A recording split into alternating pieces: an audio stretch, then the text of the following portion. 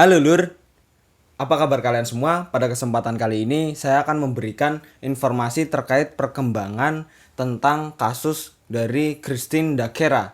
Setelah sebelumnya saya sudah melaporkan juga terkait perkembangan dari minggu yang lalu. Videonya bagi kalian yang belum menonton silahkan di sini. Itu berisi tentang Ibu Dagera yang melaporkan petugas yang mengotopsi dari anaknya tersebut karena ada kejanggalan. Nah, di sini kita akan membahas lagi tentang perkembangannya, dan pada kali ini saya akan membahasnya yaitu tentang laporan sidang tanggal 27 Januari kemarin. Terus laporan Ibu Dagera ini sebenarnya tentang apa sih? Apakah otopsinya yang memang tidak berjalan sesuai dengan prosedur atau bagaimana? Dan kita juga akan membahas tentang kamar 2207 yang pada saat itu memang disewa oleh teman-teman Dagera, dan ada pengakuan dari salah satu penghuni kamar 2207 beserta rekaman di dalam ruangannya yang disinyalir menjadi bukti terbaru dari kasus ini. Oke, tanpa berlama-lama kita akan membahasnya, dimulai dari yang pertama. Oke, jadi untuk teman-teman dan saudara-saudara semua, ikuti terus sampai akhir. Jadi kalian nontonnya harus sampai akhir karena terdapat informasi penting. Jadi saya harap jangan dipotong-potong karena mungkin nanti misalkan nontonnya dipotong-potong akan ada persepsi atau pendapat-pendapat lain yang tidak sesuai dengan kenyataannya di lapangan, dan nanti juga ada informasi penting terkait dengan kasus ini. Jadi bagi kalian yang penasaran dengan perkembangannya, ikuti terus channel ini. Oke, yang pertama kita akan membahas tentang laporan hukum dari Medico Legal bahwa kematian Dagera ini dianggap wajar. Pada saat itu kan kematiannya hasil otopsinya tentang aneurisma aortanya dari Dagera itu pecah. Nah, seperti apa penjelasannya kok sampai sekarang dari kasusnya kematian Dagera ini karena aneurisma aorta pecah. Nah, jadi Christine Dagera ini meninggal karena sebab alami dari menurut laporan hukum Medico Legal yang diajukan Rabu kemarin itu selama penyelidikan awal atas kematian dari Dagera ini. Nah, aneurisma yang pecah itu akan tetap menjadi penyebab kematian seperti yang ditunjukkan dalam temuan otopsi tersebut. Itu kata laporan dari Laboratorium Kejahatan Polisi Nasional Filipina atau PNP tertanggal pada tanggal 11 Januari. Nah, ini berdasarkan informasi yang tersedia itu cara kematiannya itu diklasifikasikan sebagai kematian wajar karena penyakit tersebut aneurisma aorta pecah. Itu menurut laporannya dari PNP, itu Laboratorium PNP. Penyebabnya apa sih dari Dagera ini, kenapa aneurisma aortanya sampai pecah? Jadi bahwa sementara aneurisma yang cacat pada dinding pembuluh darah arteri itu terjadi pada orang tua itu karena asterosclerosis, tetapi ini terjadi pada Dagera yang pada waktu kematiannya berumur 23 tahun. Ini ada alasan lain mengapa hal itu terjadi pada Dagera. Jadi dalam kasus Dagera ini laporan tersebut menjelaskan bahwa peningkatan tekanan darah di dalam aortanya itu semakin melemahkan atau semakin membuat kerusakan pada aortanya yang menyebabkan aortanya itu pecah atau meledak. Hal itu dapat menyebabkan kehilangan darah dan gejala termasuk mual dan lemah. Pada waktu itu kan malam tahun baru Dagera merasakan mual, muntah, lemah, lesu dan lain-lain. Pada waktu itu dia menyangkanya itu karena pengaruh alkohol. Padahal ya kita tidak tahu kan kalau itu adalah penyebab awal dari aortanya itu akan pecah. Nah, dijelaskan juga itu kehilangan darah karena pecahnya aorta itu membunuhnya tidak langsung. Jadi dalam beberapa jam karena kehilangan darahnya berangsur-angsur, dan dilatasi atau aneurisma itu dimulai lama atau mungkin bertahun-tahun sebelum kematian dari Dagera ini. Nanti kita akan jelaskan dilatasi itu apa di belakang. Nah, tidak ada alkohol atau obat-obatan reaksi yang diminum pada malam sebelum kematian dari Dagera yang menyebabkan dilatasi atau cacat semacam itu pada aortanya. Temuan lagi itu ada tentang hasil otopsinya, cuman kita tidak bisa menunjukkan karena hasil otopsi ataupun hasil rekam medis suatu pasien itu merupakan rahasia suatu pasien tersebut. Jika kita menunjukkan ke khalayak umum itu merupakan perbuatan yang ilegal. Tapi di sini kita akan memberikan pernyataan yang diberikan oleh PNP atau dari kepolisian Filipina yang menyatakan bahwa jantung Dagera ini memiliki berat 500 gram. dan lebih besar dari biasanya yang 300 gram. Jadi menurut laporan itu mendukung hipertensi yang tampaknya tidak terdiagnosis. Nah, dari sini kita dapat mulai meraba-raba apakah benar aneurisma aortanya pecah itu karena penyebab alami. Dan dijelaskan juga pada waktu itu hipertensinya atau tekanan darah tingginya dari Dakera itu tidak terdiagnosis karena tertutup pada malam tahun baru dia meminum alkohol. Jadi gejalanya yang dialami ya pusing, mual, lemah, lesu seperti yang digejala pada waktu minum alkohol. Akhirnya hipertensinya atau penyakit dari aneurisma aortanya akan pecah itu tidak terdiagnosis. Nah, seperti itu ya. Di samping dari penjelasan seperti itu, ada spekulasi bahwa minuman Dakera ini telah dibubui dan dapat memicu aneurisma. Ini ada spekulasi seperti itu. Nah, tetapi laporan tersebut itu mengatakan bahwa tidak ada alkohol atau obat-obatan tertentu yang diminum pada malam sebelum kematian Dakera ini yang dapat menyebabkan dilatasi atau kerusakan semacam itu pada aorta dari Dakera. Nah, dicatat juga bahwa dilatasi atau gejalanya itu aneurisma itu dimulai sangat lama. Jadi tidak spontan seperti serangan jantung itu tidak. Prosesnya itu lama. Jadi dilatasinya itu merupakan kondisi kronis dan sudah ada jauh sebelum Dakera ini meninggal. Nah, jika dia tidak meninggal pada malam yang pada tahun baru itu pun, dia masih akan meninggal pada skenario apapun karena ya memang riwayat penyakitnya sudah seperti itu. Memang aneurisma aortanya itu sudah lama sekali dan misalkan tidak pada malam tahun baru pun dia bisa meninggal karena aneurisma aorta pecah. Penyebabnya apa? Misalkan dia berkegiatan yang menyebabkan hipertensi atau tekanan darahnya naik. Sehingga aneurisma aortanya itu dapat pecah sewaktu-waktu. Nah, dilalah itu pada waktu itu malam tahun baru, hipertensi, tekanan darahnya naik yang menyebabkan aneurisma aortanya pecah. Itu penjelasan dari medico legal PNP. Nah, itu jadi penjelasannya seperti itu ya. Itu dengan mengesampingkan pembunuhan dan pemerkosaan pada kasus Dakera. Mengenai jantung yang bobotnya naik 200 gram, yang tadinya 300 gram menjadi 500 gram, dan kegiatan yang dapat menyebabkan hipertensi yang menyebabkan aneurisma aortanya pecah.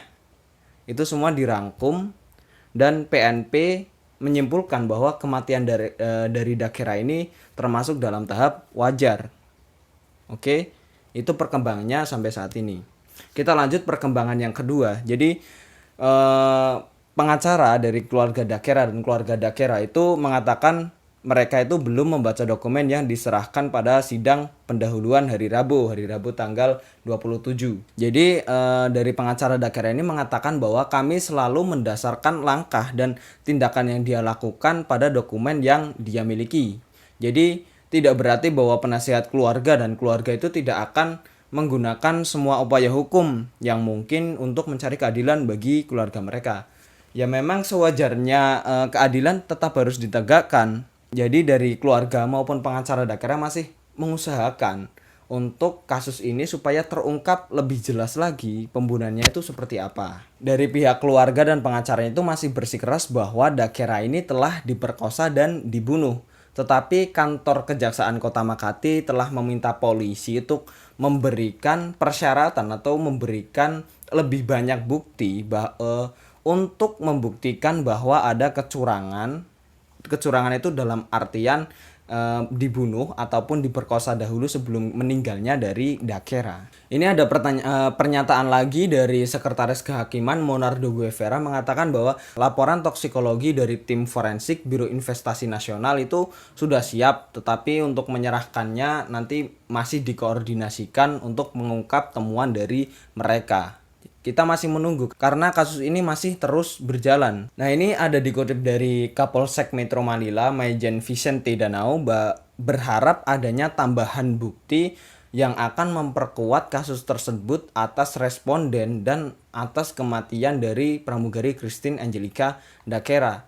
Polisi itu tetap menyelidiki dan tetap mencari bukti-bukti yang terkait antara misalkan dari kamar yang satu dengan kamar yang lainnya untuk membuktikan seperti apa sih sebenarnya kasus ini nanti akan jadinya. Nah, dari Kapolseknya itu tadi mengungkapkan bahwa dia hanya berharap dari kehakiman itu menghargai dari bukti tambahan yang diserahkan untuk akhirnya pengajuan informasi di pengadilan terhadap para tersangka.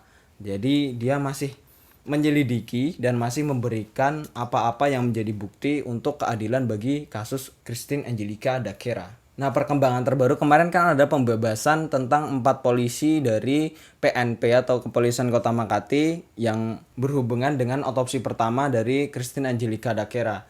Jadi Kapolseknya itu masih menyelidiki tentang laporan tersebut apakah sesuai dengan prosedur pada saat mengotopsinya atau tidak, itu masih diselidiki, dan apakah dari keempat polisi itu memang bersalah atau tidak itu masih diselidiki. Jadi masih belum ada informasi terkait dengan hal tersebut. Oke, perkembangan selanjutnya itu kemarin kita sempat ada kabar bahwa Daquera ini dibalsem dulu sebelum otopsi. Nah, ini ada penjelasan juga dan ada penyangkalan itu dari Senator Ronald Bato yang pada hari Selasa itu mengecam alasan Kepolisian Nasional Filipina atau PNP tentang mengapa tubuh pramugari Christine Daquera itu sudah dibalsem sebelum diotopsi. Kemarin kan kabar beritanya seperti itu. Nah, jadi dia mengatakan, saya berharap hal ini tidak akan terjadi lagi, terutama dalam kasus terkenal seperti itu. Kasusnya memang sangat booming dan sangat terkenal mungkin hampir di seluruh dunia.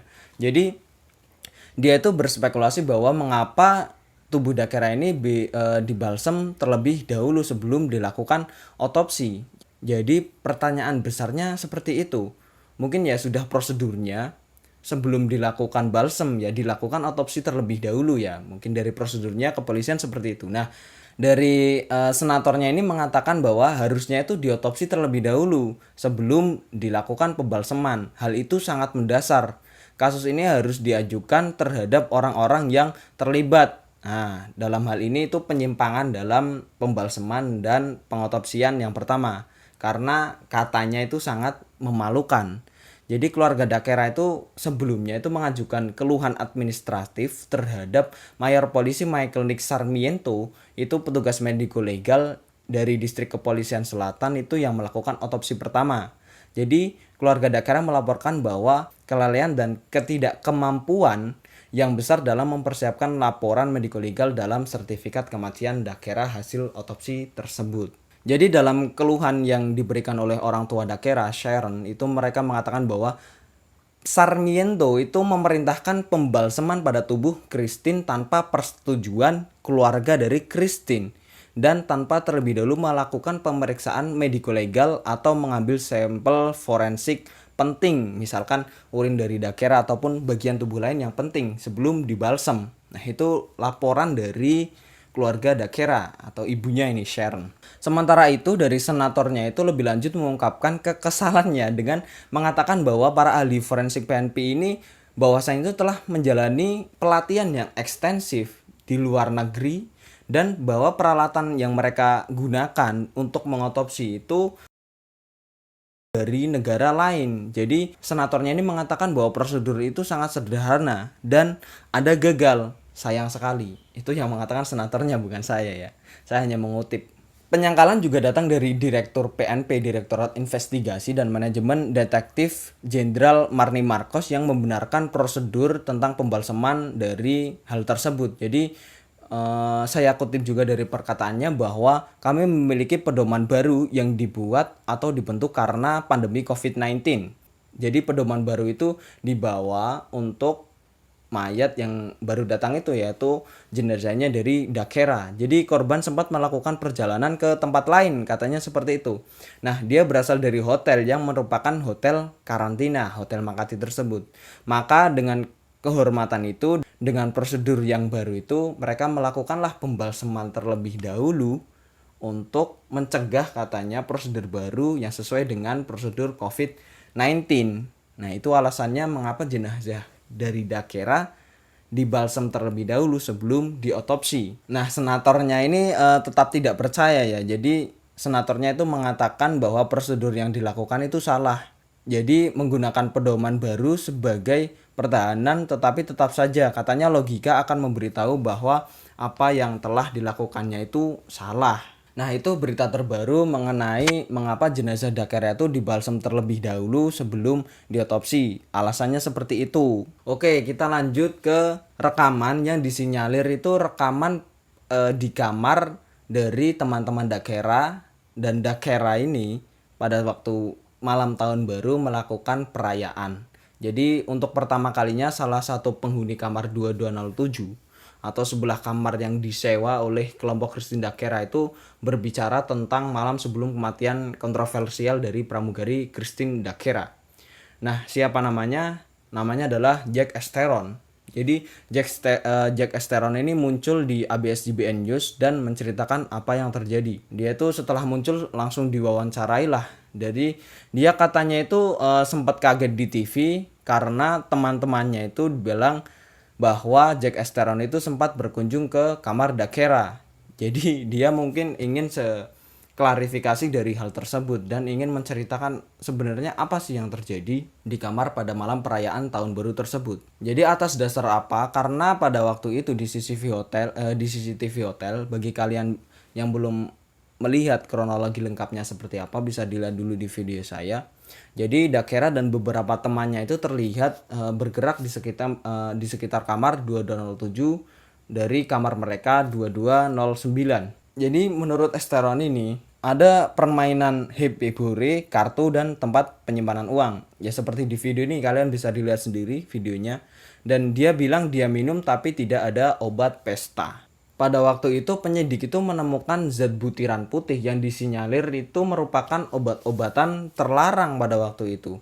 Tetapi setelah diselidiki itu ternyata garam yang dipakai untuk tequila atau nanti lemonnya itu dicelupkan ke garam. Nah, seperti itu katanya. Jadi ada miskomunikasi ataupun mispersepsi di sini ya. Itu sebenarnya garam bukan obat-obatan terlarang. Nah, jadi informasi yang saya sampaikan ini masih dalam tahap penyelidikan semua. Ada juga informasi yang terbaru mengenai bahwa kasus ini sudah final, tetapi dari kepolisian dan dari pihak jaksa persidangan itu masih mengumpulkan bukti-bukti dan sidang ini masih berlanjut sampai nanti di persidangan selanjutnya pada tanggal 3 Februari 2021 itu nanti di mana responden akan mengajukan kontra affidavit untuk menjawab klaim dari polisi terkait kematian korban. Nah, untuk perkembangannya hanya seperti itu pada kesempatan kali ini. Dan untuk kedepannya kasus ini masih berjalan dan masih dalam pihak penyelidikan kepolisian. Bagi kalian dan teman-teman semua, saudara-saudara semua, misalkan saya akan melanjutkan untuk membahas tentang kasus ini, silahkan komentar di bawah. Apakah kita teruskan untuk melanjutkan pembahasan kasus ini atau sudah stop saja pembahasan mengenai kasus ini. Oke, terima kasih.